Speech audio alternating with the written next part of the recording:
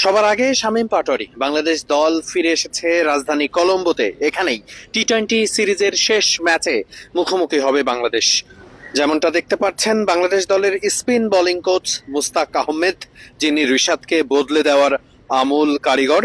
আমরা ক্রিকেটারদের পরিবারের সদস্যদেরও দেখতে পাচ্ছি, সবাই একসাথেই ডাম্বুলা থেকে এসেছেন কলম্বোতে। ক্রিকেটারদের মানসিকভাবে চাঙ্গা রাখতে তাদের পরিবারের সদস্যরাও নিশ্চয়ই খুব গুরুত্বপূর্ণ ভূমিকা পালন করছে এবং বাংলাদেশ দল খুব ভালোভাবেই এখন ছন্দে আছে, তাচে আছে। টি-টোয়েন্টিতে বাংলাদেশ যেভাবে দ্বিতীয় ম্যাচে ঘুরে দাঁড়িয়েছে, সে জায়গা থেকে বাংলাদেশ দল খুব স্বাভাবিকভাবেই এই ম্যাচে সিরিজ জেতার জন্যই মাঠে নামবে। এবং ঠিক একদিন আগে বাংলাদেশ দল কলম্বোতে এসে পৌঁছেছে। তাসকিন আহমেদ, তানজিদ হাসান, তামিমদের আমরা দেখছি।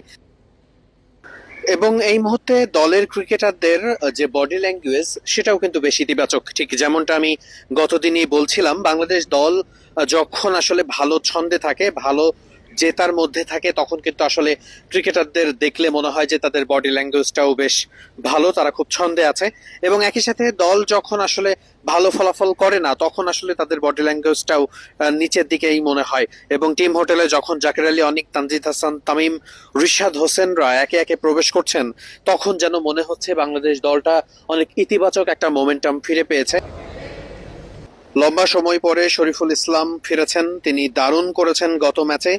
নতুন বলে পাওয়ার প্লেতে শরীফুলের স্টার্টটা কিন্তু মনে রাখার মতো। নিশ্চিত করেই ফাইনাল ম্যাচে, অর্থাৎ যে ম্যাচ জিতলে বাংলাদেশ দল সিরিজ জিতবে, সেই ম্যাচটা জেতার জন্য কিন্তু বাংলাদেশ দলের ক্রিকেটারদের দারুণ মোমেন্টামটা খুব দরকার ছিল এবং সেই মোমেন্টামটা বাংলাদেশ দল ইতিমধ্যে পেয়ে গেছে বলেই মনে হচ্ছে। যতটুকু দেখা যাচ্ছে, বাংলাদেশ দলের ক্রিকেটারদের সবার মুখেই হাসি, সবার মধ্যে সেই পজিটিভ মোমেন্টামের ব্যাপারটা, যেটা কিন্তু ক্রিকেটাররা ধরে রাখতে পারছেন। এবং খুব স্বাভাবিকভাবে ওয়ানডে সিরিজটা বাংলাদেশ দল হেরে গেলেও টি-টোয়েন্টিতে আরও একবার কিন্তু সিরিজ জয়ের একটা সুযোগ তৈরি হয়েছে। তাসকিন আহমেদ থেকে শুরু করে দলের যারা টপ পারফর্মার রয়েছেন, তারা সবাই নিজেদের দিনে যার যার মতো সর্বোচ্চটা উগরে দেওয়ার চেষ্টা করছেন। সব থেকে বড় ব্যাপার, তাসকিন আহমেদদের ভিড়ে লিটন কুমার দাস, তিনি অফ ফর্মে ছিলেন, তাকে নিয়ে অনেক সমালোচনা ছিল।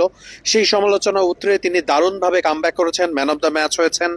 ক্যাপ্টেন যেভাবে সামনে থেকে দলকে এগিয়ে নিয়ে যেতে হয়, সেই কাজটাই তিনি করতে পেরেছেন। এবং লিটন দাসের এই ফর্মে ফেরাটা নিশ্চিত করে বাংলাদেশ দলকে কিছুটা হলেও আপার হ্যান্ডে রাখবে।